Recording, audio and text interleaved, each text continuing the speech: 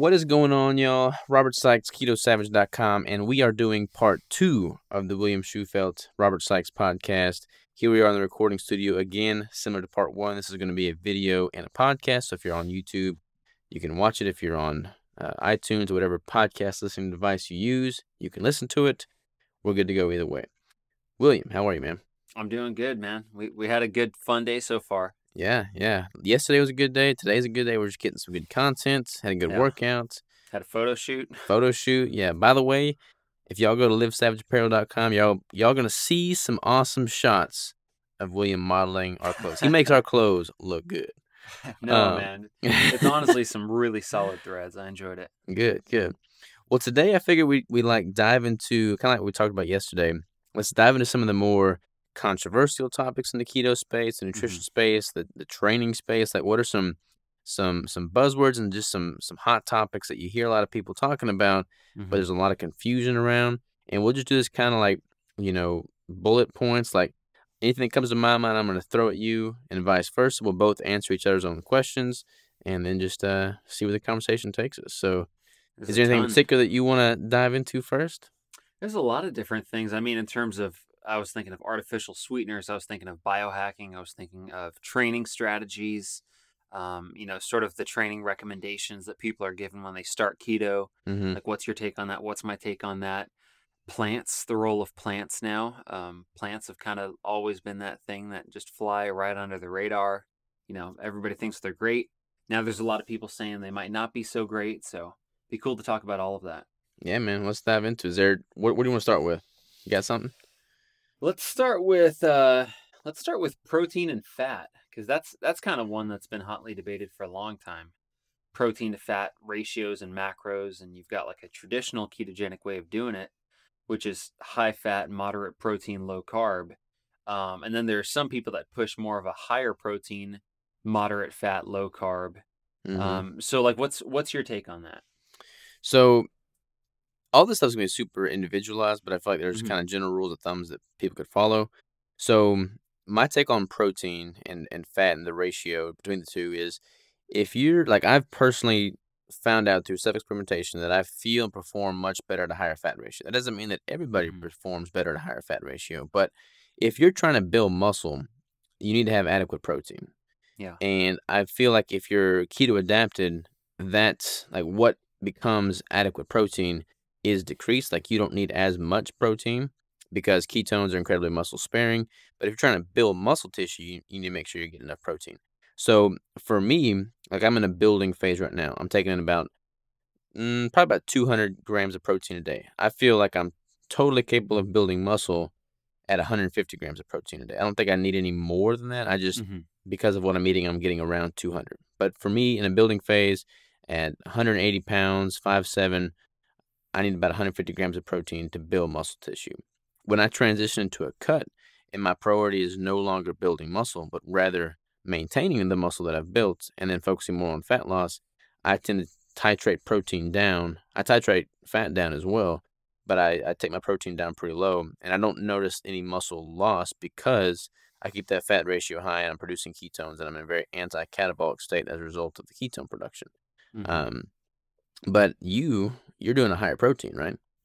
Yeah, that makes a lot of sense, the approach that you're following with that. And the one thing we were talking about yesterday is if you're tracking or not. So one of the things that I've really focused on getting into a good groove with is being able to achieve and maintain a very, very lean physique with a good amount of muscle mass and the ability to go through my workouts.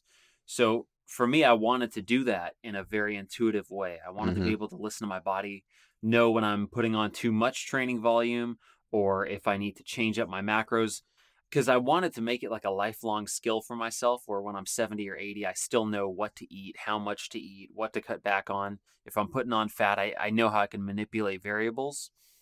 And I wanted to do that without tracking because just for me and for my lifestyle, tracking wasn't something that I wanted to make like a habit. So it was something I did early on, but over time, I always viewed it kind of as like a training wheels on a bike. And I always said at some point I want to take those off and just go with my own experience, like with the way I feel. So the one thing I found that allowed me to eat until I felt satiated and still stay very, very lean was if I would consume cuts of meat where the protein was high and there was a good amount of fat, but it wasn't, I wouldn't call it fatty, you know? Mhm. Like there was enough fat to support my energy and my hormones and my workout performance, but not so much fat that I would end up in a caloric surplus.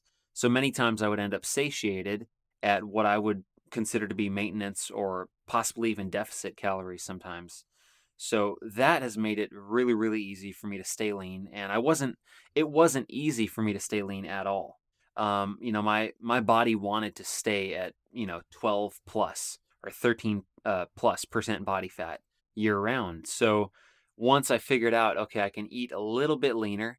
I don't go lean by any means. There's no chicken breast in my diet. It's all New York steaks, whole eggs, lots of like fatty fish, things like that, but I would say that it is moderate fat. Many days I'm 1-to-1 in terms of protein to fat, which is actually pretty high fat. It's about Right. 30% protein to 70% fat by calories. And then some days I'm much higher on the protein and the fat is a little bit lower. Mhm. And one of the things we were talking about yesterday is like just my theory that I thought of at the moment was if you don't want to track, then it works to keep your protein pretty high and the fat moderate. Because by the time you hit like a good fat threshold for yourself where you're right at about maintenance calories and you're higher on protein, it feels like you've ate more. There's like a bigger volume of food. You have to eat a lot of chicken to get like a certain level of fat. But if you're tracking calories and you know what your calories are, especially if you're in a deficit, I feel like you would want to keep your fat pretty high because you'd want to support your hormones, your metabolism, your workout performance. So if you're doing that with no fuel, and it's just all protein and protein's not really fuel, I think you'd feel like crap. Yeah. So because I don't like to track, I like to follow that template and it keeps me lean. If I was in a deficit tracking, I'd probably up the fat. I think that's a really good way to put it. I feel like if you're being more intuitive with it, you can eat more volume with higher protein meals or leaner cuts of meat. Yeah. And if you're just being intuitive with it, that's probably going to be more of like what your body's baseline is just by default. Like you're going to know intuitively when you're full, when you're satiated, when you've had enough. Um, for me, like if I'm not tracking, which I don't really do in the off season, Hmm. I'll have a lot more protein. But then when I'm tracking, I've got everything dialed into the T. I'll be really conscious of my protein to fat because when I have a higher protein relative to fat, I feel more mentally foggy. Hmm. That's not the case for everybody, but me personally, I noticed that when my fat ratio is below about 75% of my calories coming from fat, I just start to feel a little bit more lethargic. Like it's hard for me to wake up and get going. Hmm. Whereas if I'm at a higher fat ratio, I just feel better. I feel sharper. But Yeah. again, I'm tracking when I'm manipulating things to that degree of certainty. So I think what you're Yeah. saying about being instinctive with it, if you're not tracking, having a little bit more protein is a sensible thing to do for sure. Yeah, with higher protein, your ketones definitely go down a bit. Yeah. A lot of people doing carnivore eating lots of protein are still in ketosis, but it's a much lower level of ketosis. Mm-hmm. And part of that is definitely probably due to gluconeogenesis, and some of the effects of blood glucose when you're at a very high level of protein. Um, but the other thing that I'm thinking about, the other variable is training styles. So you're training basically hard and heavy 6 days a week, Mm-hmm. with some good weights. To do that, you need a lot of fuel. Right. Like when I think of my workouts, it's a lot of volume, but it's not that heavy. So I don't need that third gear a lot of the time, that I think some extra energy would afford you.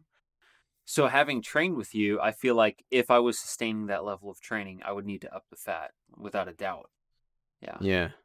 It's interesting, man. It's I don't know. I feel really good with with the higher fat, Hmm. but it's good to like track and see kind of how your body responding to the stimulus you put it and subject it to. So Yeah. this next topic, I want to kind of like hinge off what you were saying about tracking versus not tracking, Hmm. and we can make that a conversation topic. Yeah. So, you laid out a pretty good picture as to why you want to be more intuitive with it and kind of looking at tracking as like training wheels in a sense, which I've heard that analogy before and I like that. For Hmm. me, like I look at my nutrition, my training is like a science experiment almost. If I'm trying to Hmm. really get things dialed in, I need to control for as many variables as possible, and then I can't really do that if I'm not tracking. Mhm. So people make the argument of, well, calories are inaccurate anyways. Like the nutrition labels on foods are not always accurate. There's like a 20% discrepancy sometimes in what the nutrition label shows versus what you're actually consuming. Plus, like it's hard, or I mean, it's impossible to track with any degree of certainty what you're actually burning throughout the course of a day because your activity levels vary. Like all these like Apple Watches and whatnot that tell you how many calories you're burning. None of those are accurate. I mean, they're just Mhm. guesstimations at best. Yeah. So it's hard to really know with certainty what your caloric intake is and what your caloric outtake is. However, I feel like I can't change my genetics. I can't change some of these variables, but I can really change what I'm consuming. So if I control for Mhm. that variable and make that my control group, so to speak, I can make very small tweaks throughout the course of, a few months and really get things dialed in. So I don't track when I'm in a building phase. I kind of know intuitively what I'm consuming. And I Mhm. feel like I know that because I've tracked for so long. But when I'm doing like a competition prep or there's like a specific goal that I have in mind that I'm trying to reach, I track everything to the T so that I can control for as many variables as possible. That makes sense to me, and I think that you have a very, very clear goal that takes a level of control and certainty around those variables Mhm. that you can't really wing it. For me, the goal is more like a vision. Like I sort of go for just this lean athletic physique. And ultimately the goal is like if I could get that Rambo physique, like just Mhm. a little bit bigger but still like cut as hell and maintain that, like that's kind of what I'd like to go for. But I don't have a competition coming up and I don't have to do that in 6 months, you know? So Right. if I had that, it'd be like you would bet that I'm tracking, writing everything down. I know exactly what I'm eating. But for me, it's sort of like a lifelong, just kind of fun process, like a hobby that I work on. Mhm. So that's why I want to be able to sustain that hobby for myself, and tracking for me is not part of that hobby. Yeah. You know, like the training's part of it, eating a bunch of steak and eggs and fish and stuff like that. That's part of it. I enjoy that. And the other aspect of that that I would always pay attention to is I would always look at the guys that would train and get lean before tracking was a thing. Mhm. And I would look at like, okay, so what were these guys paying attention to? And they paid attention to training volume, and they also paid attention to food choice. So it's usually like I'll look at the guys in the 60s with I think like Larry Scott and Vince Mhm. Garanda and some of those guys, and then I would look at the guys in the 70s, Serge Nubret, Arnold, Franco, Dave Draper, all those guys. And when they were trying to cut down, or actually when they're bulking up, it's a lot of heavy weights. Obviously, they're eating a ton. It's always very high protein, very high fat, and also they'd throw in the carbs. And then once that contest would come around, all they knew how to do was to cut carbs, up volume. Mhm. So they would cut the carbs, they would up the volume, and they would up the protein a little bit. And they would sort of use the mirror as a guide, and they would use their training and the way they're feeling with their training as a guide. And I just thought that was so cool. And I thought, man, these guys got real lean. And they were able to get into great shape, just sort of feeling it out and having like an intuitive sense of that. So for me, since I don't have a contest or I don't have something specific, I want to be able to like intuitively push myself into that. Yeah. Now, let's not forget they were on anabolic steroids. They had other things helping them out. So I'm not going to pretend I can look like Arnold or something like that just intuitively. But I think the principle still applies. Yeah, it's interesting, man. Looking at some of the older, golden era bodybuilders, they didn't have a lot of these tracking apps that we have nowadays. They didn't have Apple Watches, It's and they kind were of less able to, stress for some of them. yeah, less stress. I mean, shoot, if you're super stressed, that's going to cause you to retain body fat right there. So, I was just thinking yesterday about was it the Aura ring you had? yeah, yeah, So you had the Aura ring on, and he wakes up in the morning, and it tells him that for the day's preparation, like he's 49% prepared for the day. So yeah, he's pretty much set himself up for a losing day. I was thinking if I woke up and read that, that would stress me out. And then you hit some hurdles and obstacles, and you're like, well, I'm not at my best today anyway. It's yeah. like, It's funny, man. yeah. A lot of people do that. They look at the Oura ring, it tells them their readiness score for the day, and it's like, well, shoot, I better not do anything. I better just like go back to sleep. Load management. Yeah, yeah. So you definitely have to have a balance and like not let the numbers stress you out and dictate your life. Don't let them dictate it. Yeah, Yeah. don't let them dictate your life. Let them be just simply a guide as to, what are you on the right path? Are you doing something totally wrong, something counter to what your goals are? Like use it as a guiding factor, but Hmm. not let it be the differentiating factor. And for Yeah. me, Like, I'll wake up and the Oura ring will say, you know, "Take it easy today." And, like, whenever I hear somebody tell me "take it easy," it's like, "Okay, I'll show you." Yeah, Which yeah, yeah. probably isn't good either I go because I'll harder. yeah, I'll prove that Oura ring wrong. I mean, yesterday Yeah, we did back when I had that low, like, 49 out of 100 yeah. score, We went for it. and we went hard, we went heavy, man, we didn't Yeah. hold back. And, maybe I'm just stupid and stubborn for doing that, but I don't know, I kinda like No, it. well, beyond just the physical effects, it's character building, which is the main thing. It's like not letting the app control you. Mhm, Um, but yeah, I think all that stuff is really valuable. Like when I was in this process of trying to figure out the whole diet thing, one of the things that I was doing was I got into flexible dieting for a while, mhm, and I got into, like you hit that level of protein that's sort of set, and then you would sort of manipulate your carbs and fats, and slowly bring those down when you're cutting. You do this long caloric deficit in a cut, and then you do like the reverse dieting to get out of it, and you slowly start to increase your calories and try not to binge.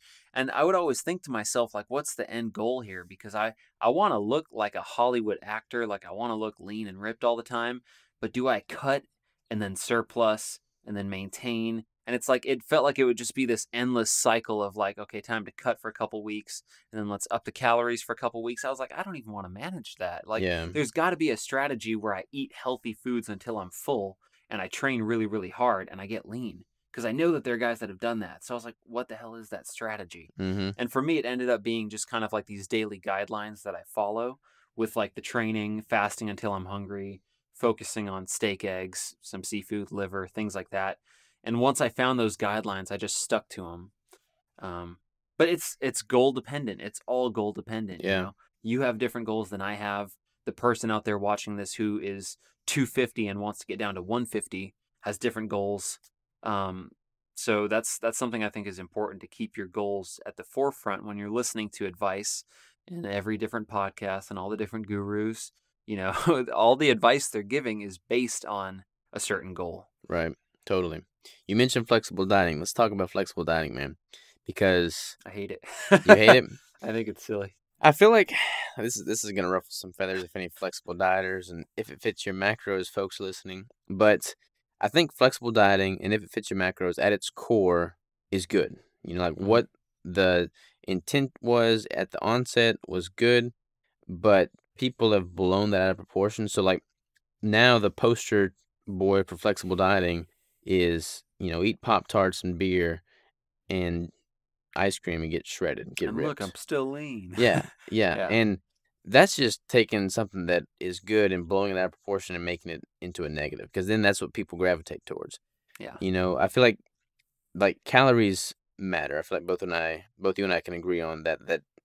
I mean, everything you consume matters. Everything matters. Like there's all this symbiotic relationship between all the factors: genetics, hormones, caloric Hmm. intake, caloric expenditure. All that stuff matters. So the one thing I dislike about, flexible dieting, if it fits your macros, is it basically puts the priority on calories and macros and say, okay, look, if you're in a caloric deficit, you'll lose weight. If you're in a caloric, surplus, you'll gain weight. And it doesn't really put much focus towards all the other factors. Hmm. And while it's true that calories matter, there are a whole bunch of other factors at play.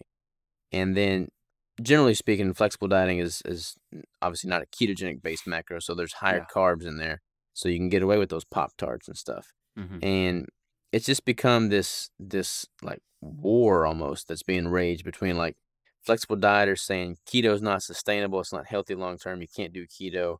You got to have your carbs. You can't build muscle without carbs. Yada yada yada.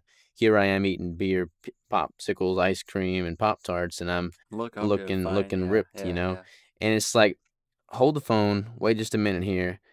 Is eating Pop Tarts and ice cream a vision of health? Like, is that something like even if you're lean, even if you're jacked and shredded and build muscle, Yeah. are you doing your body a favor by taking in a bunch of crap foods that are heavily processed?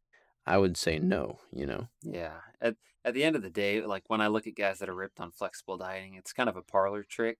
Like, Mm-hmm. anybody could eat absolute garbage and get super lean and ripped. And then the first thing they'll say, especially in regards to keto, is, well, the number one like marker of health, the number one thing you should track is like your fat to muscle ratio, and your body fat. And simply dropping weight is going to make you healthier overall. Nobody disputes that. but there's a huge margin in that where it's like you could be super lean, and a lot of flexible dieters I know live off of energy drinks, they live off of coffee, they live off of stimulants because they feel like crap because all their energy is coming from these totally nutrient devoid foods. So how can you get as lean as possible and feel your best long Mhm. term?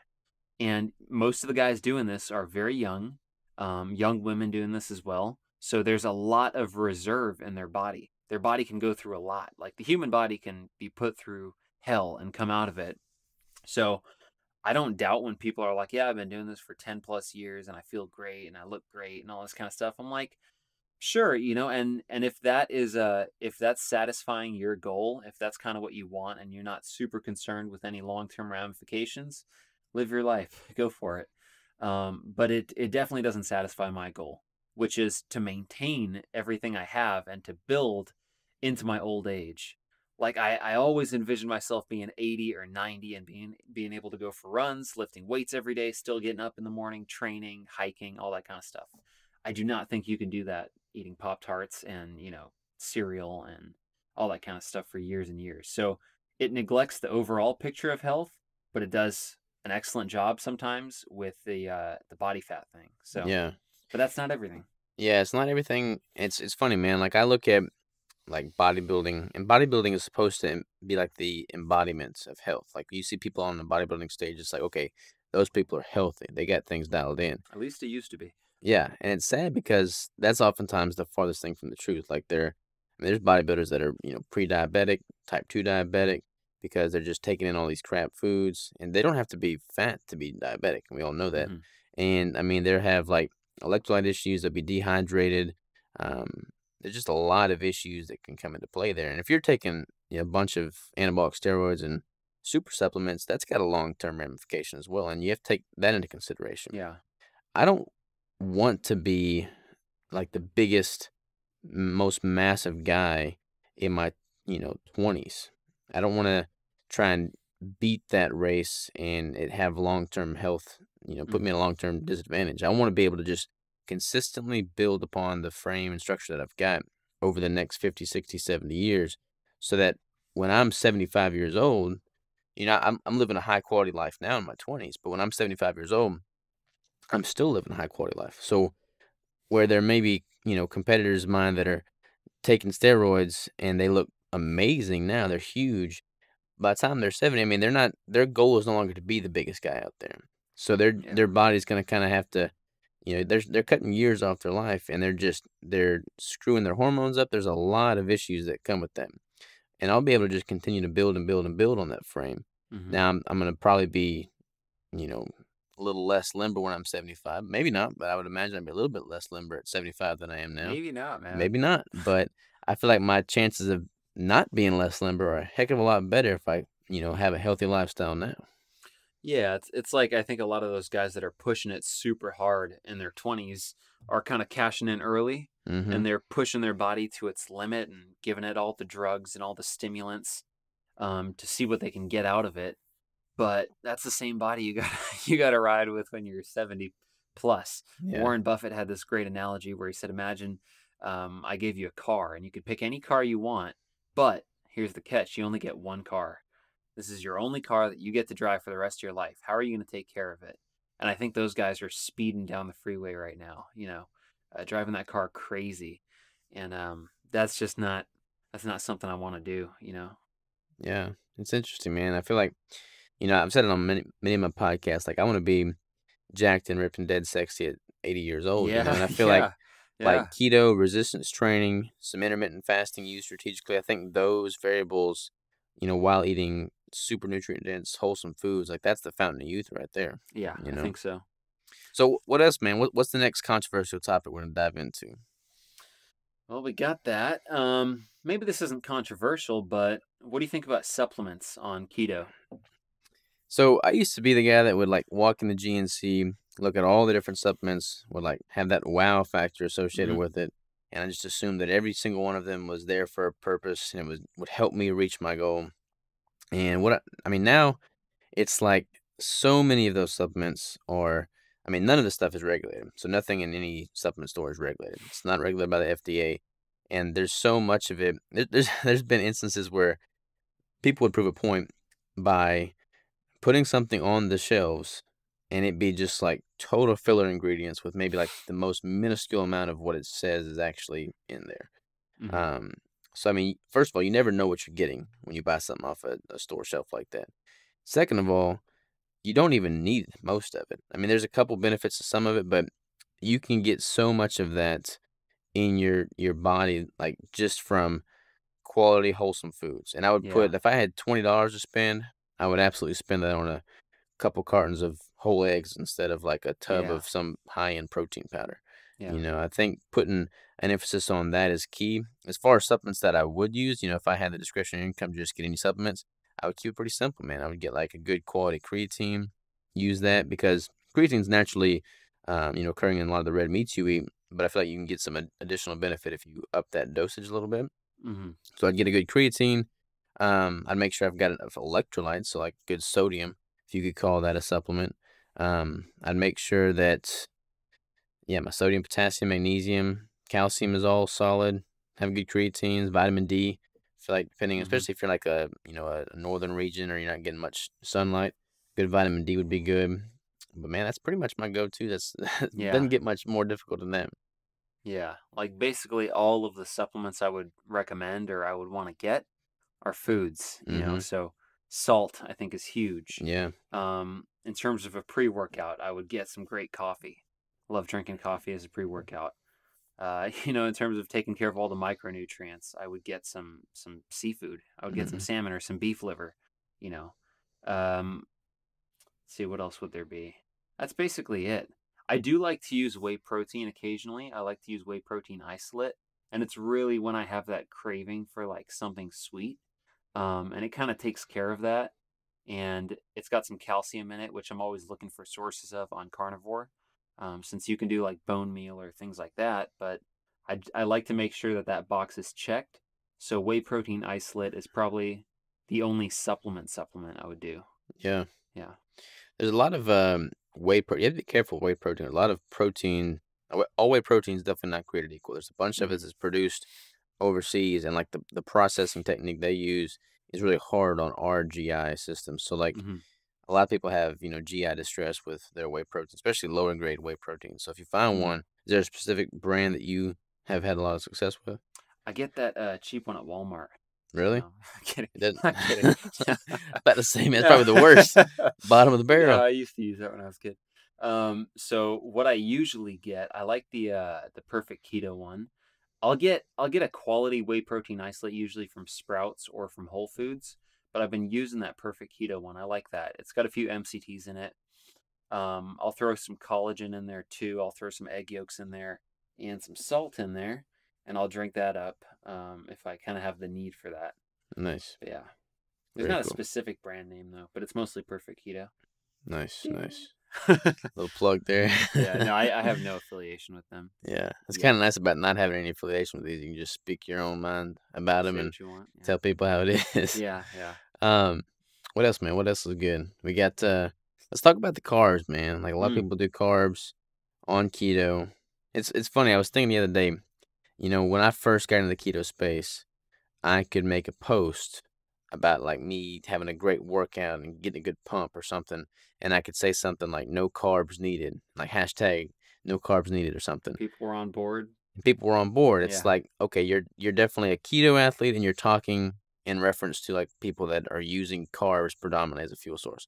I Mm-hmm. can make that same post now, and it'd be like, wow, what guy in the keto space are you calling out? It's weird, man. It's like a Yeah, weird yeah. shift that's occurred, and I don't like it. I mean, I've said on multiple podcasts that I don't care what you put in your mouth. I mean, it's not my place to judge or say or do, I mean, do whatever works for you. Mm-hmm. Everybody's their own person. But what's your take on carb ups used strategically for performance? Is it necessary? Mm. Is there a benefit to it? Just kind of what are you thinking? My honest opinion is I feel like there are some sports where it would be beneficial. I would see that as things like sprinting, potentially like higher volume if you're doing like training for Olympic lifting or if you're doing like CrossFit, but something that is really, really glycolytic for extended periods of time. So that's my take on it. And those athletes, though, I think like they're ultimately thinking about what's going to get me the max performance. So I think that if I was one of those athletes, I would probably be doing something similar to like a vertical diet where I'm getting in those carbs and I'm also getting in like a lot of other nutrient dense foods. I think that for the majority of people, it's completely unnecessary. If you're going to do your bodybuilding workout and you're having like a carb up beforehand and you're not a competitive athlete, you don't need it. Yeah. It's kind of pointless. So I think for overall performance, there might be certain sports that would benefit from that. And I would also throw salt in that list too. I Hmm. think with those really glycolytic anaerobic sports, you want a lot of salt too beforehand. Um, but that's kind of my take on it. I definitely don't think it's necessary, but if the goal is ultimately like absolute performance, I think it would probably be more convenient. And I know that it would have the effect of like blowing up the muscles. Whether you can do that as easily on fat, I really don't know because I've never really experimented with the max level of performance. What's your take on that? I feel like are if you're carb dependent and you're not really keto adapted, then you could Hmm. absolutely see a benefit from the carb ups. Yeah. Like it takes like being in ketosis and being keto adapted are two very different things. Hmm. I mean, you could start registering as being in ketosis after 48 hours or Hmm. even less. Um, but that doesn't necessarily mean you're keto adapted or fat adapted. And if you haven't been keto adapted for an extended period of time, or I mean, even if you've been keto adapted for several months, you may see some benefit from the carb ups because your body is still familiar with that as a fuel source. Hmm. Your body's not efficient at using fat and ketones, replenish glycogen.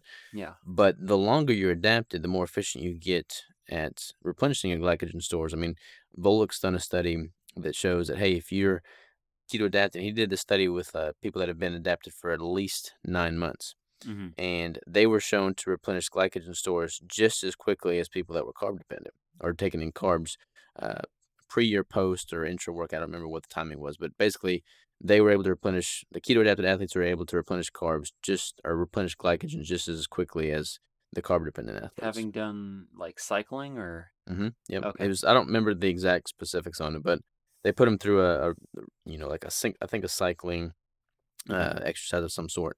I think there's actually a couple different exercises, but I don't want to, step on my words and mess it all up. I don't know exactly the specifics of the study, but that was the main point. They were able to replenish glycogen at the same rate. Hmm. And for me, like I've been strict keto now for 5 years, and I look at what I'm able to do from an output level in the gym. I've done a marathon now. I feel like I've tried to put my body to the test with all different kinds of activities, like the short bursts, the long endurance stuff, and I know that for me personally, I see no benefit whatsoever from a performance standpoint. I don't feel like my performance is suffering at all from the absence of carbohydrates, and I don't feel like my performance would improve whatsoever with the introduction of carbohydrates. That makes sense. Strategic carb ups or not, but I don't feel like that is necessarily obtainable unless you've been strict keto for an extended period of time. So you kind of got to go all in if Yeah, you really want to replenish glycogen stores at an equal rate to somebody that's consuming carbs. You got to actually do it. Like you got to right. be doing it for like a year. Make sure your body has made all of those mitochondrial adaptations to have that ability to process the fat, turn it into the glycogen at that sort of rate. Yeah, so, You like, if can't you're dabble. yeah, you can't dabble, so if you're not the type of person that's gonna do that, which most people aren't, I mean, in all fairness, most people aren't gonna be hardcore strict keto for life, like, that's just not how most people think and go about their day-to-day Hmm. life. So, for those people, by all means, have the carbs, do whatever you want, you'll probably see a performance benefit. But if you're Hmm. one of the people that are just, like, hardcore, "This is my lifestyle now, I'm going all in, I'm going strict with it," then I feel confident in saying that they don't have to worry about seeing their performance suffer or feel like they are missing out by not having carbs, Mm. you know? I remember a lot of people used to talk about the idea of train low, compete high, Mhm. with like training very low carb, making a lot of the adaptations, and then competing with some strategic carbs placed in there to really maximize that performance. I never experimented with it. I don't really know. I like the idea of following the diet to the T and then before the event, just eating more. Yeah. consuming more food and having some extra reserve, so you're not super depleted, you're not super lean. And the same thing goes with salt. Like, I can't beat the drum about salt enough. Like, I feel a huge difference in terms of training and energy with a much higher salt quantity in the diet. Yeah, I think salt is huge. I'm keen to kind of like play around with with sodium, with electrolytes, Yeah. potassium, magnesium. You can kind of reset your body's homeostatic equilibrium point. So like if you're stabilized at 4,000 milligrams sodium, you can titrate that up to 6,000 milligrams sodium. Everything else has to titrate up with it, but you can kind of reset what that baseline is. Hmm. So I'm curious to see if I, start cranking that up, kind of like we were talking about the other day, start cranking that up if Hmm. I notice any benefit from just a higher overall electrolyte load. And what sort of benefits would you be looking for? I don't know, possibly better pumps in the Yeah, gym, yeah. less fatigue, like, I don't know, just throughout the course of a day. Yeah, just If I'm energy. dehydrated or if I haven't gotten enough sodium in for the day, I start crashing earlier for sure. Whereas Mm, if I'm super hydrated and all my electrolytes are balanced, and that's key, like you can't just have high sodium and be super deficient in potassium because then you're gonna be out of whack and it's not gonna, I mean, it's yeah. just, if it's It's not, gotta be not gonna be good. balanced. Yeah, it's not gonna be Yeah. good. So making sure everything's balanced is key. But I'm curious to see if I titrate all factors up, if there's any inherent benefit to just having a higher sodium, potassium, magnesium load altogether. How do you balance the other electrolytes? Do you bring in like any potassium salts or anything like that? So yeah, there's a bunch of potassium citrate supplements out there. Yeah. Like Keto Vitals is one that I've used a lot. I used to use Zip Fizz, but there's sucralose in Zip Fizz, so I've Mm, tried to steer away from that. But Keto Vitals is sweetened with stevia, so I like theirs. One scoop of that's like 500 milligrams of potassium, so that's a pretty good source. Dr. Berg's got one that's pretty popular. It's 1,000 milligrams of potassium per scoop of that. There's actually quite a few different potassium supplement brands. There used to be like none. You have to hmm. get the pills that were capped at 99 milligrams. Just take like 20 of them.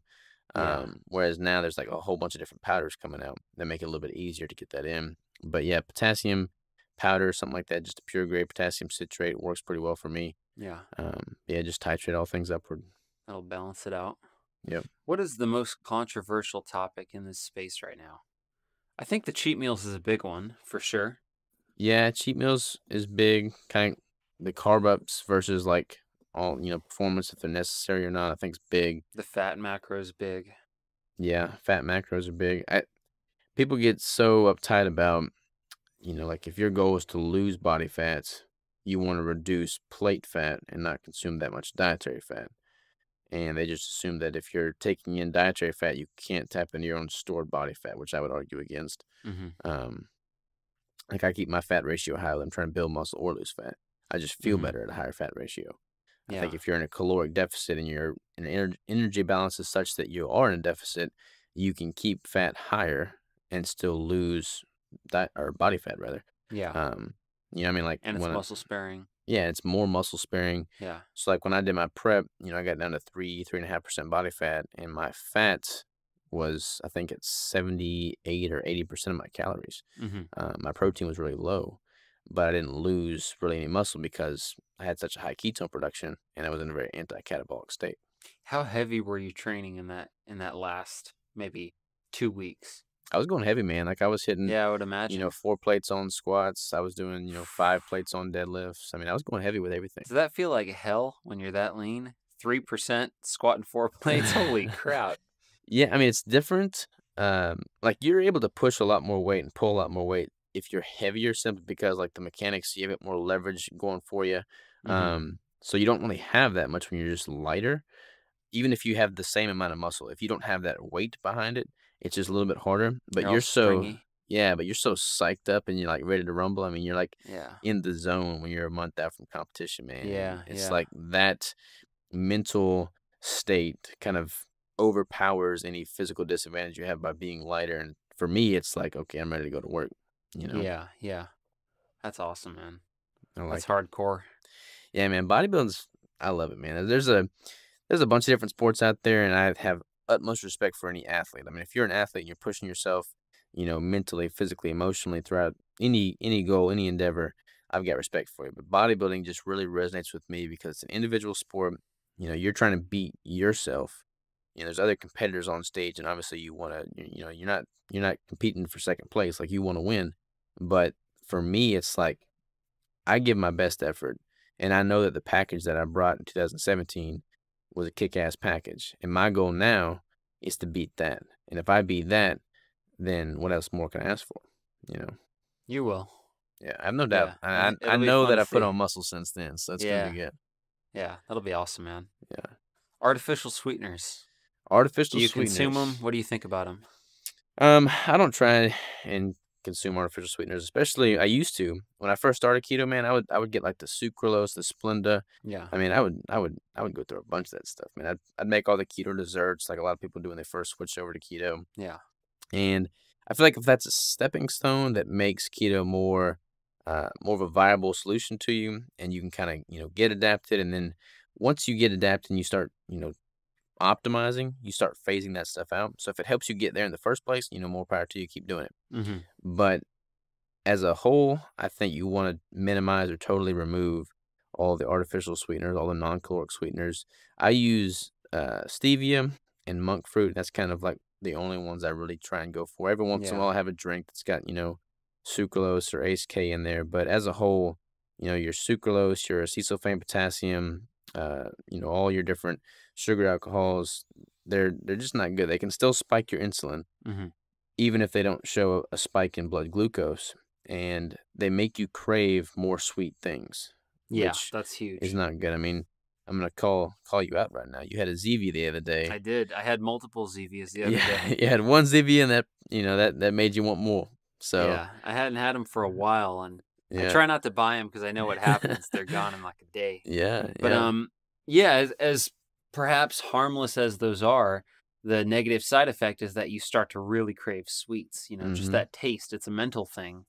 So it's something that you really have to manage. That's why with coffee, like one of the things I never do, I don't add anything to my coffee. I don't want a sweet taste.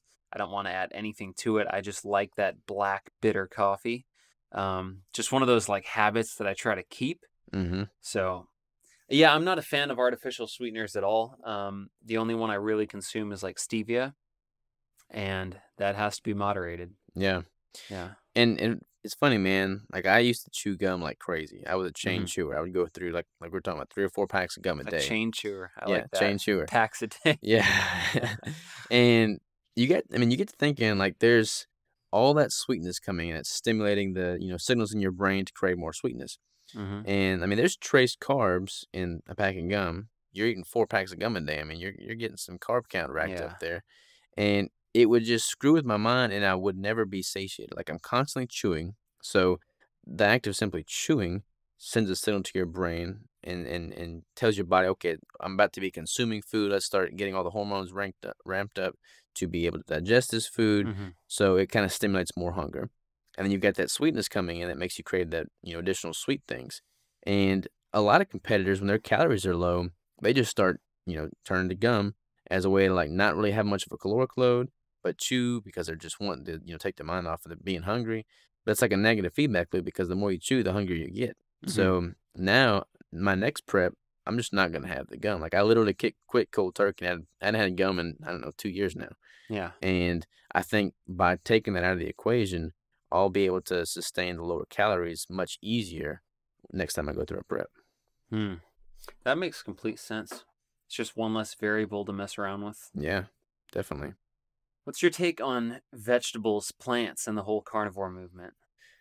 I think um I think carnivore's great. I have nothing against carnivore. I think it's, you know, putting an emphasis on really nutrient dense foods. I hmm mean, if you're eating quality, grass fed beef or not grass fed beef, if you're eating, organ meats, if you're doing kind of like a nose to tail approach, especially, you're going to be consuming much more nutrients than if you were just bouncing around trying to consume a little bit of everything. hmm Um, and a lot of people, they like the more choices they have, the more chance they're going to have totally going off the rails. That's me. So, Yeah. yeah, so by being carnivore and kind of keeping strict with carnivore, you're removing a lot of that variability, and you can adhere to a program much easier. I think, like, for competitors that are just finishing up a show, for instance, kind of doing a reverse diet with carnivore is key because they've got like this craving for all these different foods and almond butters and everything. Yeah. If you're just going carnivore, it takes that out of the equation. So I think that's Yeah. great. I think carnivore is like it's like a strict elimination diet, Yeah. to an extent. And I think it's a great detox for that reason. You're able to kind of wipe the slate clean, figure out what your baseline is, and then be able to adjust from there.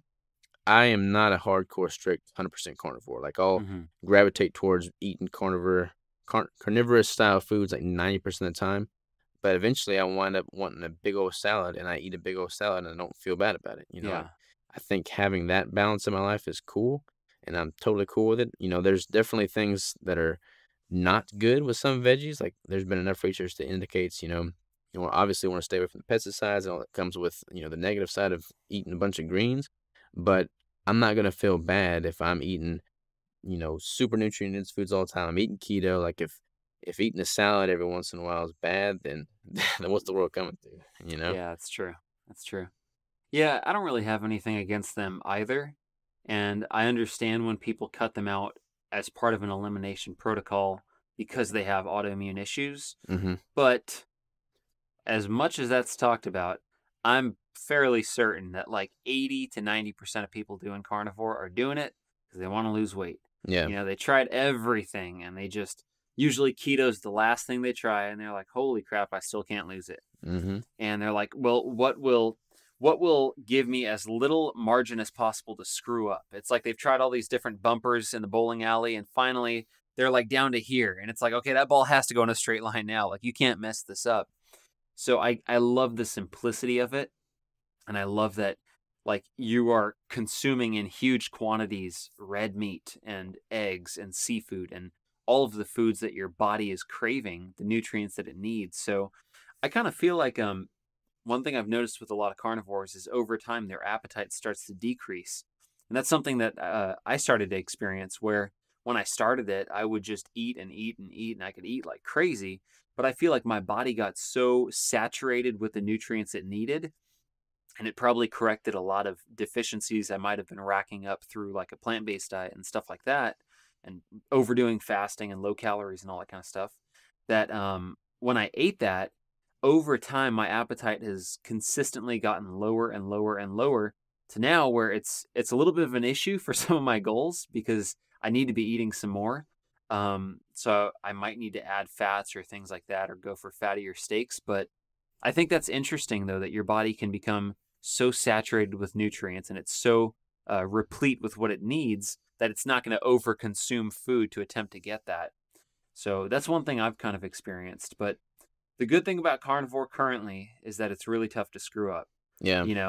The bad thing is that, people are always looking for ways to screw it up. What Yeah. can I get away with? So we'll see if they find something. But Yeah. I think right now we're good. I agree with you. I agree with you. It's interesting you brought up the point that your appetite's decreased over time, which most of the time that's a good thing. Like if your goal is to lose body fat and you're heavier, then having a decrease in appetite and sticking with super nutrient dense carnivorous foods is like the best thing you could do. There's been several instances though where I've seen people that have gone carnivore or even gone just keto, Hmm. and since it's very satisfying from a just an appetite control standpoint, they wind up chronically under eating, and then that has a Mm. negative effect on their metabolism. You don't want, I mean, there's instances where you don't want to just intuitively follow your hunger. Like you're much Hmm. more in tune with your body's hunger patterns when you're keto as opposed to when you're eating a bunch of heavily processed, high carbohydrate foods. But if you get to the point where you're under consuming for far too long at nauseum, then your body's metabolism is going to start tanking. So you have to kind of Hmm. intentionally ramp that caloric intake up from time to time to bump that Hmm. metabolism up. There was a girl that I was speaking with at KetoCon, and she was carnivore, and she was, saying how she felt totally satisfied. She was never hungry, but she was consuming less than 1,000 calories on a day-to-day basis. And I mean, you've got to basically go out of your way to intentionally eat more, maybe even force feed a little bit. Hmm. And when you start doing that, your body follows suit. Like when you start Yeah. kind of force feeding the food, you don't want to make a habit out of that. But when you start doing that, your body's like, okay, let's ramp up metabolism. And then you start getting hungry again. Hmm. Then your body starts saying, okay, let's use this fuel. So I would caution anybody against just chronically under eating, even if they're not too terribly hungry. One of the things I've been trying is actually incorporating breakfast, which I haven't Hmm. done for a long time, but actually eating breakfast, eating lunch, eating dinner. So adding meals has kind of helped me out. So that's something people can try because when you're fasting, that's going to contribute to that satiety effect as well. Yeah, for You know, you sure. just have a few bites and you're like, oh, I'm good. So that's something to try. Kevin Stock. Do you know Kevin Stock? I do not. Okay, so he's got awesome carnivore content on meathealth.com, I think. Or Meathealth.com. no, it's meat.health. Gotcha. It's just a lot of cool free carnivore content, really well thought out. But he did this bulking experiment where he just slowly over time he had cut all the way down, and then he went up from 2 to 3 pounds of meat to 4 pounds a day to 5 pounds a day. And he said that he actually felt equally satiated whether he was at 5 pounds a day or 2 pounds a day. So his appetite changed according to how much he was making himself eat. So it's true. You can really determine your metabolism based on how much you're eating. And he definitely ramped it up. Yeah, and so that's the thing, man. Like, not enough people talk about metabolism, how to manipulate it. They just assume that it is what it is, and you have to kind of, be um, reactive based off of that. You can't be proactive, which the exact opposite is true. I mean, you can have a Yeah. pretty big impact on what your metabolism is doing. So that's why I strategically have like a building phase where I, ramp up my calories, focus more on building muscle, and accepting of the fact that I'm going to put on a little bit more body fat when I do that. We've been talking for about an hour now, almost an hour. Let's dive into the future of keto, nutrition, this like whole community as a whole. What do you think about that? Like, what's the next 10 years of this space going to look like? I think legitimacy, moving Legitimacy? beyond a fad diet. And I think a huge part of that is going to have to do with documentaries. Mm-hmm. I think, there's a lot of good documentaries coming out right now. Vinny Tortorich just released Have you his. seen that one yet? I haven't seen it yet. I heard it's doing well, and it's Yeah. got good reviews too. I saw the clip of it at KetoCon that he played. Yeah. Um, I spoke right after him, I think. But I think that documentary, there's been several of them, Hmm. What was that one that came out about 6 months ago that really started gaining some traction? The Magic Pill. Yeah, the magic pill. That one. I know Brian Sanders has his coming out, Food Lies. Mm-hmm. I know he's gotten tons of great footage. Chris Bell's got one coming out that I think is going to be really interesting. I don't know if it's going to be in defense of meat, Mm-hmm. because it might go more of a carnivore route, it might go more of a keto route, it might actually be really agnostic. And because of all the things that him and Mark have done and tried, it might be kind of something like a look, all diets work depending on your goal, and kind of showing people what they might need to try or do. So, but I think there's going to be a lot of good documentaries out. Mainly, it's going to combat this like current vegan wave that I think really happened with documentaries Yeah. because everybody I know is like, "Oh, but have you seen What the Health?" And it's like, Jesus, everybody like they just cite that thing and that's what's like, they send it to their grandma and their mom and their dad and all these people that don't even care about nutrition. So, I think the documentaries are going to help hugely. I think YouTube content, Instagram content, Facebook content, Twitter content, social media is going to be really powerful. And the fact of the matter is what we're doing, as unscientific as this sounds, it's right. It works. There's some really powerful science backing it. So the fact that there is a strong core, that it's not just a fad diet that everybody can lose weight on, it's not like a celery cleanse type thing. There's a very strong core. It's used for therapeutic reasons. It's used for fat loss reasons. Like you do, it's used for performance reasons too. It kind of checks off all the different boxes and it's extremely healthy in the long term. All the opinions of one guy, but I'm just saying from what I've seen, it seems like it checks off a lot of major boxes. So I think that it's got a real strong core. Like it's not baseless. It doesn't not have a foundation. Yeah, it's funny, man. Like, I basically put all my eggs in this basket, so to speak. Yeah. Like, I don't have a plan B. Like, I've built my business, my career, my brand, my life around my belief that this lifestyle and way of eating is where things are headed.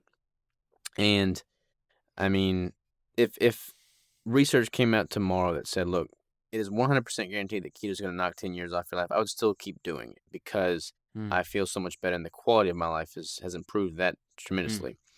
Um, that said, if that research came out, I imagine there would be a pretty big dip in the community's, following. I feel like, Yeah. keto as a whole would start to decline. But I don't think that's going to happen, man. Like, I look at Hmm. all the new research that's coming out, all the medical foundation that's come out. Like, it's only in favor of keto and this way of eating. And I look at all the success stories, man. Like, every single day, I get an email about how something, with the podcast or whatever has motivated people to try keto, and then it's enhanced their life. Their loved ones are living around longer. Like, their great grandmother who was diagnosed with XYZ is now healed miraculously. Like, it's crazy, man. Like, Yeah. that gives me hope and tells me that something is working here. And I look at, you know, the direction people are taking things. Like, there's more products coming out. There's a lot of noise in the market now because of that. There's money to be made in this space. There's a lot more noise that follows suit, but the intentions are pure for the most part. And I feel like people are in this space for the right reasons. They're not motivated solely by money. They're motivated because they feel better. They see how their loved ones, have a glow about them that they didn't used to have, Hmm. and that excites me, man. That really excites me. And I think the more medical research that comes out, the more, grassroots, organic, natural growth this community sees, the better. It's just going to keep compounding over time. And I'm super excited to be a part of it. I Yeah. feel very blessed to have come into it in its very early beginning stages because, I was able to see it grow from the very beginning. And it's just inspiring, man. Like, I'm just awestruck at how awesome this space is, how everybody in this space is so giving. And I'm just excited, man. The next 10 years are going to be good. I totally agree. I think that the fact that the studies haven't even really been done yet, like Mm-hmm. there's all the preliminary stuff, and Volek and Finney were the guys that really led the charge on this, as well as some research way back in the day. But when those studies come out and we actually start to look at long-term health outcomes on people doing keto, low carb, fat adapted type diets, I think we're going to see a bunch of good things, because all the anecdotes seem to support that. So, yeah, man, we're in a good place. Yeah, I love Yeah, it. Well, we just got to keep doing what we're doing, keep pumping out definitely. content and spreading the word. And anybody listens got to do the same. If you've got a social media account or anything, I mean, if you've got somebody in your life that could benefit from this, I think just sharing it and like getting the word out there is the best thing you can do. I think one thing people should keep in mind is when you solve your own problem, it really is a good thing to pay it forward sometimes. And you might think, well, there's somebody else doing that. I don't need to tell my story. But telling your story is really powerful because you don't know Yeah, who that'll connect with. Yeah. 100%. Sweet, man. I think, you came out here to Arkansas to the compound. Hmm. You spent, I guess it's what, 3, 4 days when it's About all said and done? 2, 3 whole days. Yeah. Yeah, 3 whole days. I have a feeling that we'll have to do this again. Yeah. Yeah. Because there's like a million other things I want to talk about, Yeah. so we'll have to do this again for sure. I have to make this like a regular occurring event here. Yeah. But until then, until the next time, where can people go to find out more about you, man? Well, number one spot is Instagram at William Shewfelt, youtube.com/Will Shewfelt, and then all of my programs, my one-on-one coaching, my podcast links, all that kind of stuff is on primalbody.co. Awesome. And if you're watching this and listening to this from your platform, I'm Keto Savage, Robert Sykes. So you type in Keto Savage, you find me. This is cool, man. This is very cool. Yeah, good stuff. Well, thanks for having me out here, man. Learned Yeah. a hell of a lot. Yeah, it's been cool for me because, like, I've always wanted to bring people out here to the compound. I mean, Arkansas is not known for anything in the keto space, so it's Hmm. cool for me to kind of like stake my flag in the ground and say, look, this is me. I'm keto. Here I am in Arkansas. Yeah. And we got the gym here, so we work out on site. You, Hmm. you made some keto bricks the other day. Yep. I ate a lot too. You ate a bunch of them, man. Yeah, I've had a lot. Yeah, and you got some of the product shots. So I Yeah. appreciate you doing that. Have a legit model here. Taught me how to Um, shoot a bow. yeah, That you was shot the fun. bow. That was actually one of the biggest parts for me. That's cool. Well, we're gonna shoot the bow. Today we have to work out chest, so we're gonna train chest right now. Yep. We'll shoot the bow, and then we're gonna go out and get a steak dinner somewhere. So That's a perfect it'll be evening. good. Shoot, yeah, man. Well, until next time, brother. Always a pleasure. All right. Thank you, man.